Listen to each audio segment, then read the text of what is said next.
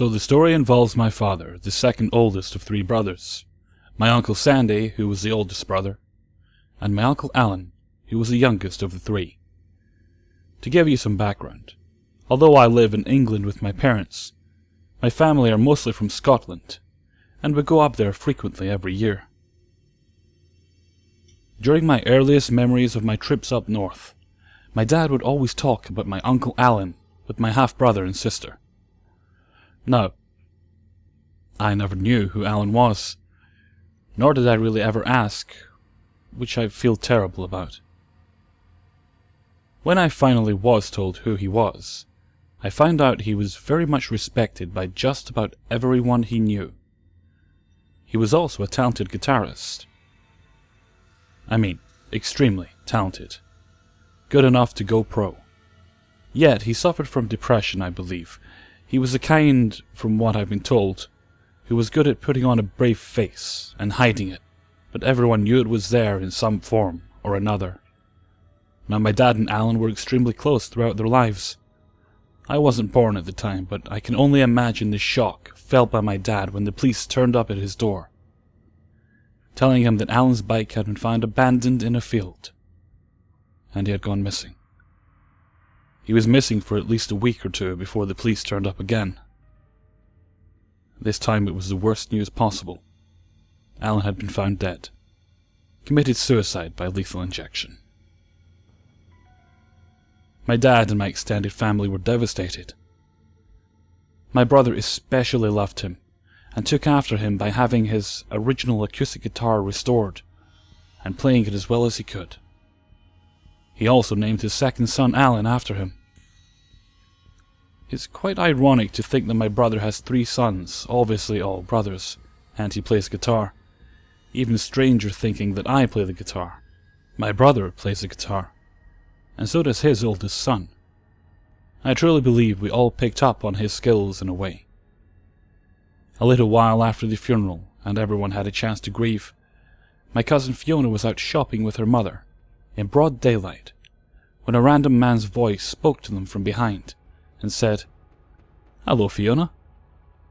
Both of them shot around and no one was there.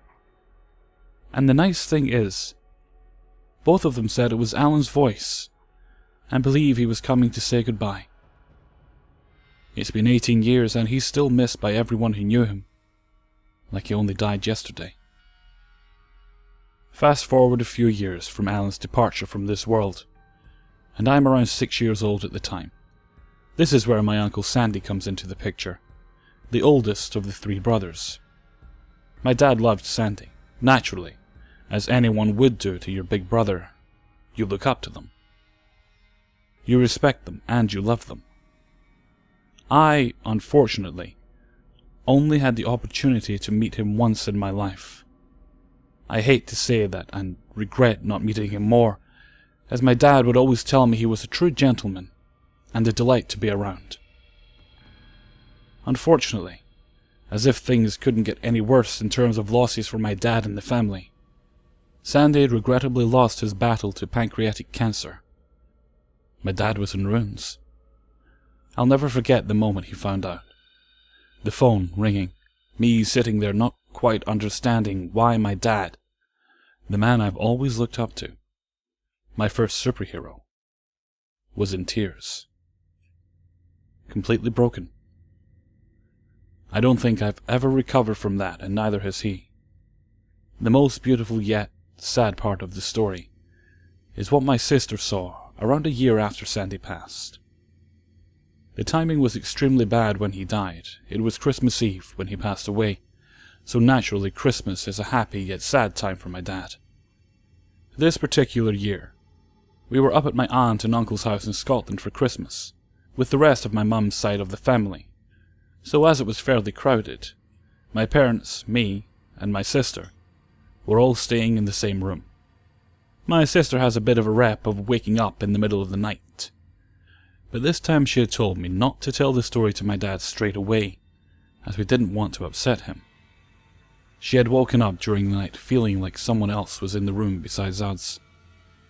She had looked over to the left of the room and seen a black figure standing over the bed on my dad's side looking down at him. she wasn't frightened. More like she had a sense of comfort from it. I truly believed that again, Sandy had come to say one final goodbye to his little brother, and wish him one last Merry Christmas. God, I'm tearing up just typing this, but they're happy tears. Hope you enjoyed the read, Guy.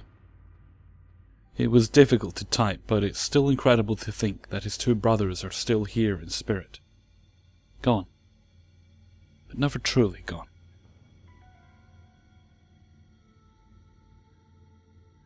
This was the weekend before Thanksgiving of 2006. My friend Jaron, his girlfriend and future wife Asia, his boss Chad and me had just stumbled out of a taxi and lurched our way into Chad's covered back porch after a night of bar hopping. It was a chilly Kentucky night, around 3 or 4 a.m., and we were completely smashed and had stopped at Chad's to burn a blunt to cap the night off, before walking to Jaron's place like 2 streets over. We were all in college at the time, and where Jaron and Chad lived is a section of town known for wild college parties and general college antics still to this day. Chad lived in one of the bigger, older houses on the corner, and it is still there today, looking pretty much the same. So we sit out there for like 15 minutes just laughing, talking, and being drunk. We finish the blunt and head inside for bathroom breaks before James, Asia, and I head up the street. I take the stairs to use one of his roommates' bathroom, who were all out of town for the upcoming holiday, and instantly my mouth fills up with saliva, and my stomach starts churning. So I crouch down and just start blowing chunks in the toilet. Like, on my knees, literally praying to the porcelain god, hanging onto the bowl for dear life. I remember getting the feeling of being watched soon after I started throwing up, but being too consumed with the task at hand to look back. And after a while I was just dry heaving, I managed to glance behind me, and see a person behind me standing with a white robe, but I couldn't see skin or shoes, or anything in the sleeves or hood. The hood completely obscured the face. So I glanced, and took like a double take and glanced back. And the first thought I had was like, what the fuck, who's this guy? And kind of chuckled to myself. So I looked back again, and just assuming it was one of Chad's roommates, I start apologizing and telling him I'll clean up whatever mess I make. I'll be up and out of the way in a few minutes. This person had like a real soft, like comforting, I guess would be the word, voice, and just said, "Are you going to be alright?" I said something like, "Yeah, we're about to head home, I'm fine." And he like leaned in on me and was like, "You sure, man? You know there's a couch right in there that you can crash on until you feel better. You don't have to leave." I was like, "Oh, thanks, but we're just going a few streets over, it's cool, man." But he was really concerned and mentioned again that the couch was there for me. I got another good look at him when I glanced back one last time before trying to get to my feet. About 5'9", slim, and completely covered in this white robe. I still couldn't get a glance of his face. It was a shadow, obscured by the hood, even from my vantage point on my knees. I get up, turn around completely, and of course, no one is there. The next afternoon, Chad comes over. We all hang out, and I ask who his roommate was the night before that offered me the couch. He just looked at me confused, and then this look passed on his face, and he looked at Jaron. Jaron was looking back at him, mouth hanging open. He was like, "It was just us last night, man, no one else." Then Jaron said, "He had on white, right?" I just nodded, and they all just started flipping out like, "Oh shit, yeah, right, are you serious?" Apparently the landlord warns everyone about the guy in white that haunts that house, and Chad and all his roommates had seen him before, and even Jaron had one night he stayed over there. Chad had lost 2 different roommates from being too creeped out by the guy in white. even though I was so drunk that night, and just a mess. That memory is burned into my head till I die. I can still hear that voice exactly. To this day, whenever Jaren, Asia and I get together, and are drinking, or just reminiscing, this is a story we constantly go back to. And it's great for those winding down moments of a party when everyone is just buzzed and chilled. But still totally gives me the chills every time I recount it. Last night I went over to Alex's before he got home, so it was just me in the house. I walked in and said hello to all the animals, then went upstairs with the one cat that will go upstairs with me.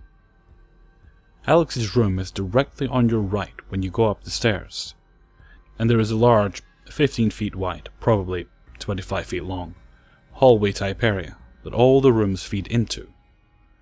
The creepy room is on the far left side. Anyway, when I got upstairs, I went into Alex's room and turned on the lights and started straightening a few things up. Then I heard someone talking. At first I thought Alex was home, but I immediately realized the talking was from upstairs. It was the same distant mumbling you occasionally hear in the house, but this time it was louder, and almost more clear. Except you still couldn't make out what the voice was saying. I stepped over to the doorway and I noticed the voice was coming from the creepy room. I had chills all over. And as if being in an 1800s plantation home by yourself at 11 p.m. isn't creepy enough, the voice said something I could understand. Chloe! Chloe! Chloe is one of the dogs. Then the voice went back to being unintelligible, but continued on for another 20 to 30 seconds. Probably closer to 20, but it felt like forever. I've never felt so uncomfortable. I wanted to just leave or go wait in my car or something, but I was not comfortable leaving Alex's room. I felt like I wanted to cry out of fear. I didn't leave. I stayed in Alex's room. Approximately 10 minutes after hearing Chloe's name called, I swear I heard Alex's laugh. He has a very distinctive laugh. This really cheerful but hearty laugh. Like a happy Viking. It was just a short laugh, like someone showed him something funny, and then a couple of seconds of indistinguishable sound. Alex got home maybe 5 minutes after that, and he asked me what was wrong because I was as pale as a ghost. I told him what happened, and he seemed to get uncomfortable, but reassured me that he was there and nothing bad was going to happen. Definitely had trouble sleeping last night. I refuse to be alone in that house at night again. I actually don't even want to be there with Alex at night, but I'll go. Alex said he has never encountered any kind of intelligent spirit in the house. He described all his experiences as being echoes of the past. He did say that he knows his mom and siblings, specifically his older brother, have had more intelligent encounters.